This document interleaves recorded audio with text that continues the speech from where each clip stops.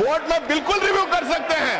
अगर कोर्ट में रिव्यू नहीं कर सकते, अगर कोर्ट में रिव्यू नहीं कर सकते तो हाई कोर्ट में और सुप्रीम कोर्ट में वक्फ के इतने केसेस कैसा हो रहे हैं, कितने केसेस कैसा हो रहे हैं हाई कोर्ट में और सुप्रीम कोर्ट में। शायद वो भोले भाव से गलत इंफॉर्मेशन सदन के सामने रख रहे हैं, तो मैं थोड़ा करेक्ट करना चाहता हूँ। मान्यवर, जिनकी भूमि है इसका अधिकार जाता रहता है। मान्यवर, एक गलत फहमी फैला रहे हैं। इसके ऊपर गंभीरता से अध्ययन करके वो आए हैं, उनका फ्लो बीच में चले जाता। तो टोकना बंद करने के लिए कहो, जो कुछ कहना है वो अपनी बात उत्तर में कहे। टोपी पहन के जाऊं या दाढ़ी लगा के जाऊं या कोई मेरे घर में सीसीटीवी कैमरा लगा के देखेगा मैं नमाज पढ़ रहा हूं या नहीं पढ़ रहा हूं। रिजू जी से मैं पूछना चाह रहा हूं, क्या एक दूसरा डिपार्टमेंट खोलेंगे कि ये आइडेंटिफाई करने के लिए प्रैक्टिसिंग मुस्लिम है या नहीं, और वो जो सर्टिफिकेट देंगे उसपे भी मोदी जी का ठप्पा रहेगा कि ये मुसलमान है या नहीं करके बोल के। वक्फ को जो पावर दिया था, अगर वक्फ बोर्ड के सामने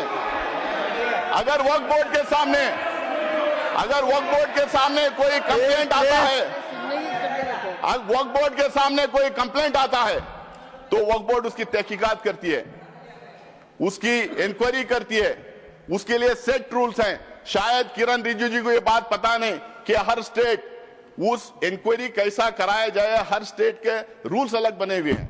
मैं वक्फ बोर्ड का मेंबर पिछले 6 साल से हूं सर, कर्नाटका में 6, अब 7वां साल कंप्लीट कर रहा हूं। तो वहां पे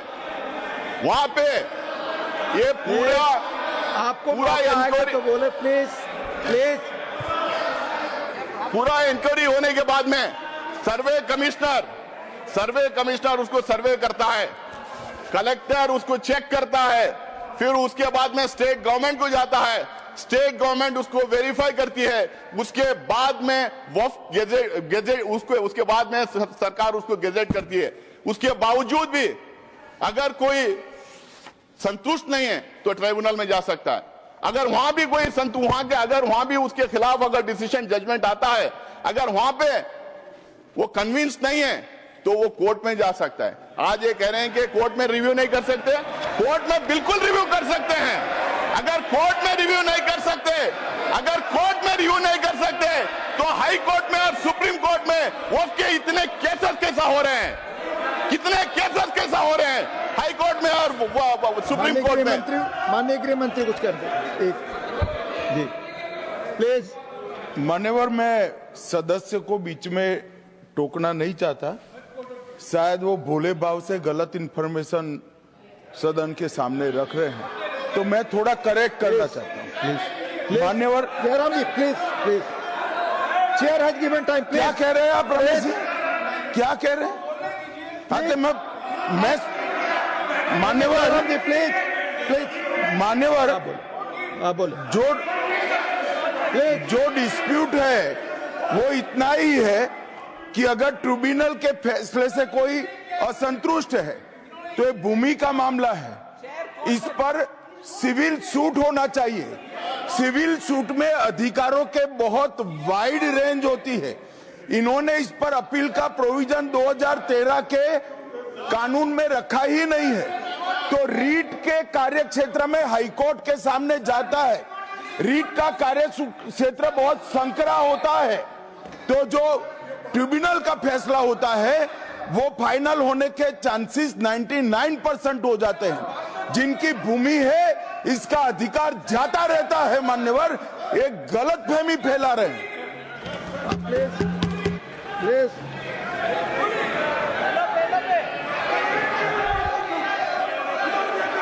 आप ही को दे रहे हैं, आप सुनते नहीं सर, आप ही को कह रहा हूं मैं। सॉरी, अब शुरू की। देखिए साहब, वो बात कर रहे हैं और हमने रिजिजू जी साहब का तो बहुत शांति के साथ सुना, और रात में भी कल आपका भाषण वहां पर भी टीवी में पूरा सुना। कम से कम वो जो उन्होंने तैयारी करके लाए हैं, उन्होंने भी पढ़ के आए, वो तो कोई ऐसे वैसे बात नहीं कर रहे हैं। इसके ऊपर गंभीरता से अध्ययन करके वो आए हैं, उनका फ्लो बीच में चले जाता, विचार चले जाता। तो इसलिए मैं आपसे कृपा करके विनती करता हूं, उधर के लोगों को टोकना बंद करने के लिए कहो। जो कुछ कहना है वो अपनी बात उत्तर में कहे, मैं यही चाहता हूं। अब उनको कंट्रोल करिए। Doctor Syed Naseer Hussain, please please. Sir, tribunal के बारे में इन्होंने कहा, रिजू जी ने, कि 2 थे, उन्होंने 1 बढ़ा दिया। 2013 में भी 3 ही थे, 2013 में भी 3 ही थे, 2013 में भी इस्लामिक स्कॉलर डोमेन एक्सपर्ट थे। बल्कि इन्होंने अभी कर दिया कि रिटायरिंग या सर्विंग, पहले हम लोगों ने सर्विंग जज को रखते थे। भ्रम में फैलाया जा रहा था कि वक्फ का ट्रिब्यूनल है, वक्फ कॉन्स्टिट्यूट करती है, लेकिन स्टेट गवर्नमेंट कॉन्स्टिट्यूट करता है, वक्फ बोर्ड नहीं कॉन्स्टिट्यूट करती है। ये भ्रम फैलाया जा रहा है।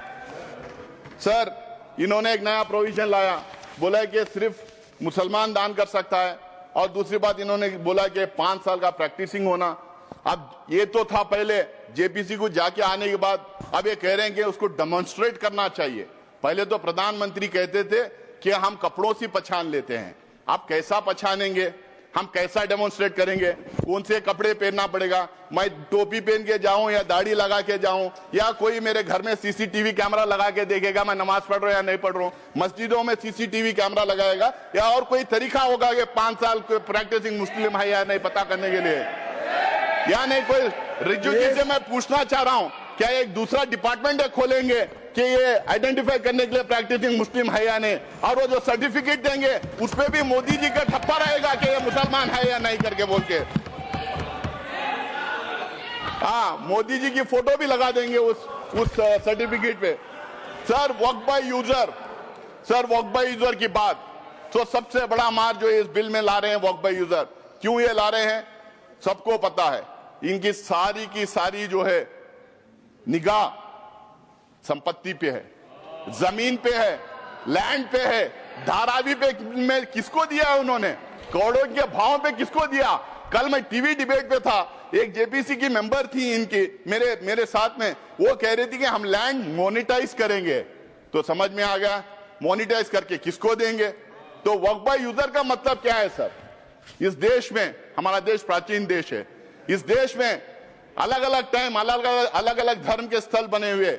हमारे देश में इतने किंगडम्स थे, राष्ट्रकूटा से लेके मौर्य से लेके चेरास, कदम्बास, विजयनगर एम्पायर, अशोका साम्राट का पता नहीं क्या कितने थे, बादशाहें थे, ब्रिटिश गवर्नमेंट थी। यहाँ पे सिर्फ मस्जिद मंदिर की बात, सिर्फ मस्जिद की बात नहीं था। इस देश में बहुत खूबसूरत मंदिरें बने, जबरदस्त मॉन्यूमेंट्स हैं देखने के लायक, गुरुद्वारास हैं, चर्चेस हैं, मस्जिद हैं। अगर आप 400, 500, 600 साल पुराने इमारतों के कागज पूछेंगे, तांबे में, पीतल में जहां लिखा था, कहां से ढूंढ के लाएंगे।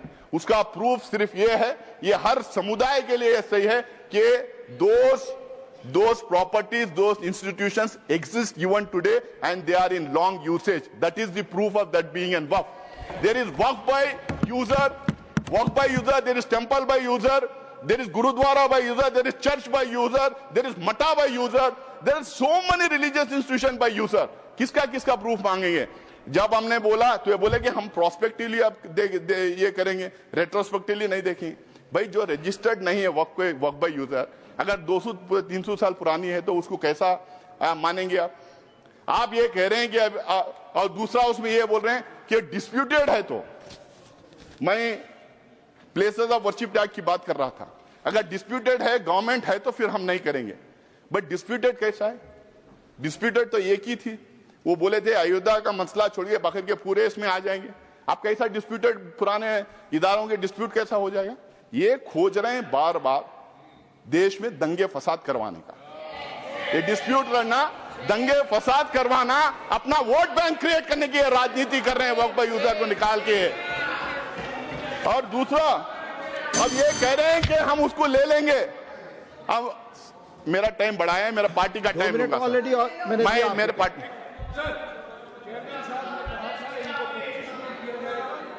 पार्टी का समय बाकी है, इनको 25 मिनट दीजिएगा। और उससे ज्यादा साहब ने कहा था। Please please please.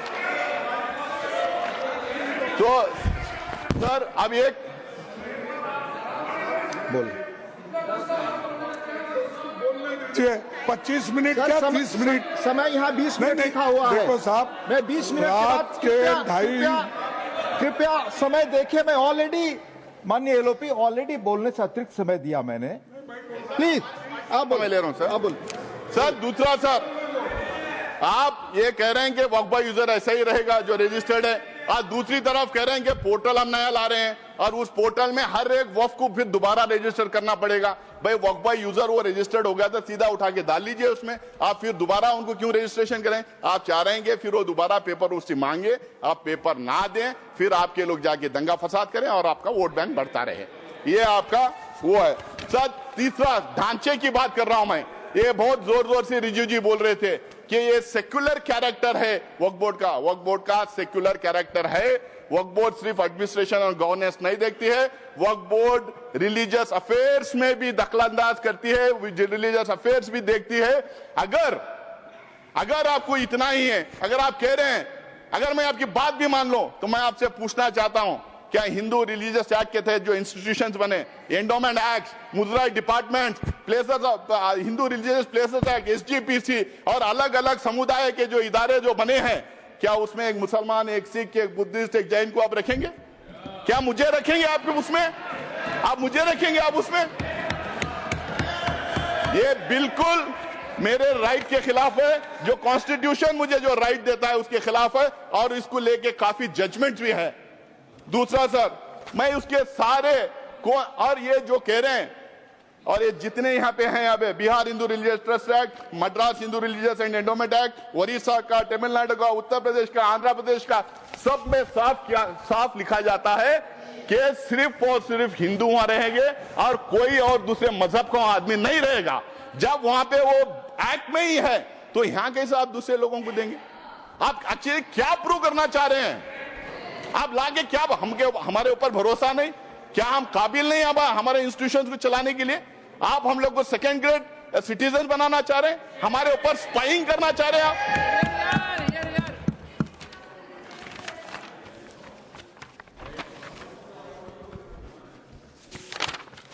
Sir CEO को लाने की बात थी कि मुस्लिम सीईओ नहीं रहेगा, दूसरा आएगा। वहां पे भी मैं तमिलनाडु, तेलंगाना, आंध्र प्रदेश के मैं एक्ट बताता हूं, वहां पे भी कहा गया sir finally, sir please finally नहीं, मैं थोड़ा टाइम लूंगा, खत्म करें। नहीं फाइनली अब 25 मिनट हो गए sir, finally sir, finally please do not take sir, नहीं फाइनली 3-4 इश्यूज के बारे में बोलूंगा सर।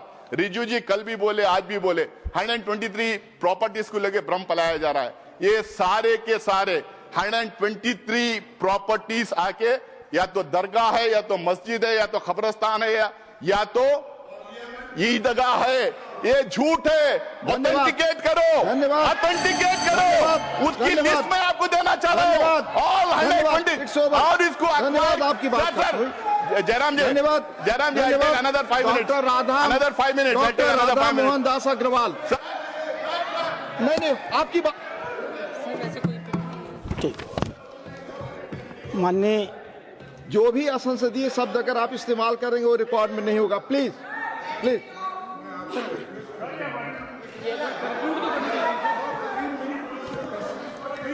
यहाँ जो लिखा हुआ 20 मिनट 20 से 25 हुआ, आपकी पार्टी का समय जाएगा, आपकी पार्टी का समय जाएगा।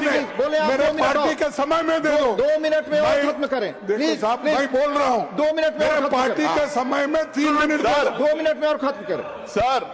ये 123 एकर्स, 123 प्रॉपर्टीज जो बिल्कुल रिलीजियस प्रॉपर्टीज है। ये लुटियंस दिल्ली जब बना रहे थे, न्यू दिल्ली जब बना रहे थे 1910 में, अंग्रेज गवर्नमेंट ने पूरा का पूरा ये एरिया अक्वायर किया था। जब मुसलमान जाके उनके मिले, वो बोले कि ये 123 प्रॉपर्टीज वक्फ के पास ही रहेंगे, पोजीशन उनके पास ही रहेगा, बट गवर्नमेंट का नाम रहेगा जब तक ये सिटी नहीं बन जाती। बनने के बाद उन्होंने दोबारा वापस उसको वक्फ को दिया था। आज भी, जब से लेके आज भी 123 प्रॉपर्टीज ये पोजीशन वक्फ में ही है, बिल्कुल वक्फ में ही है। और जब 2013 में गवर्नमेंट 2013 में जब इसको डी नोटिफाई करने की बात आई, सरकार ने हाईकोर्ट ने सरकार को बोला था कि आप जल्द से जल्द इसका रिजॉल्व करो। तो जल्द से जल्द रिजॉल्व करने के चक्कर में उस टाइम पे डी नोटिफाई किए। आज इन्होंने 1 मैन कमीशन बनाया था, उसका रिपोर्ट सबके सामने क्यों ना रख देते? उसको पारी कर दिया। टू मैन कमीशन बनाया था, उसका रिपोर्ट रख दीजिए लोगों के सामने, आपको पता चल जाएगा वो प्रॉपर्टीज हैं या ना है। ये झूठ बोलना, लोगों को गुमराह करना, मिसलाइड करना बंद करें। दूसरा सर, ओके सर, ओके खत्म हुआ सर। दूसरा सर, नहीं खत्म हुआ, मेरे हमारे पार्टी का टाइम ले रहे हैं सर। जितना उन्होंने बोल दिया, येलोपी ने बोल दिया, येलोपी ने बोल दिया सर, येलोपी ने बोला। दूसरा केरला की बात ये करते हैं, केरला की बात ये करते हैं, केरला की बात ये करते हैं। मैं इनको ऑथेंटिकेट करने के लिए कहता हूं, वक्फ बोर्ड कभी ये नहीं क्लेम किया उनकी प्रॉपर्टी है। कोर्ट ने 2 टाइम ये डिक्लेयर किया वक्फ प्रॉपर्टी है, तीसरी बार जुडिशियल कमीशन ने कहा वक्फ प्रॉपर्टी है। लेकिन मैं आज भी यहां पे कहता हूं, कांग्रेस पार्टी की तरफ से मैं यह कहना चाहता हूं, जितने गरीब लोग वहां रह रहे हैं, जो फिशरमैन है, पूरे इंडिया की तरफ से मैं कहना चाहता हूं, जो फिशरमैन है, जो गरीब है, जिन्होंने जमीन खरीदी थी, कुछ लोग ऐसे ही रह रहे हैं, उनका इंटरेस्ट प्रोटेक्ट किया जाएगा, उनको वो जमीन दिलाई जाएगी। लेकिन वक्फ बोर्ड को बात करना बंद करें। डॉक्टर धन्यवाद। No nothing sir, doctor Radha Mohan Das Agrawal, no more, no please.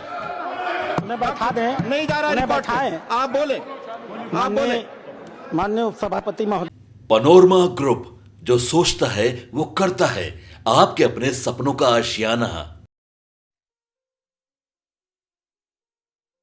ये लो मुंह मीठा करो, आज मैंने अपना जॉब छोड़ दिया, अब हम पूर्णिया वापस जाएंगे। जॉब छोड़ दिया है? मतलब ये घर कैसे चलेगा? हम करेंगे क्या? और माँ बाबूजी क्या बोलेंगे? इसलिए मैं एक और मिठाई का डब्बा लाया, अपने बिजनेस के लिए लोन अप्रूव हो गया। अरे लोन अप्रूव हो गया वो तो ठीक है, लेकिन पूर्णिया में हम रहेंगे कहाँ? अपना घर भी तो नहीं है वहाँ। इसलिए तो एक और मिठाई का डब्बा अलग से लाया हूं। हमने पूर्णिया में घर ले लिया है, पूर्णिया के ई होम्स पैनोरमा में। पूर्णिया में पैनोरमा ग्रुप लेकर आए हैं ई होम्स पैनोरमा। बड़ा घर, आलीशान जिंदगी और अत्याधुनिक सुविधाओं के संग। अरे अब क्यों मुंह मीठा करवा रही हो? क्योंकि हम घर वापसी जो कर रहे हैं। घर वापसी की खुशी पूर्णिया में ई होम्स पैनोरमा के संग। E homes panorama, luxurious lifestyle redefined.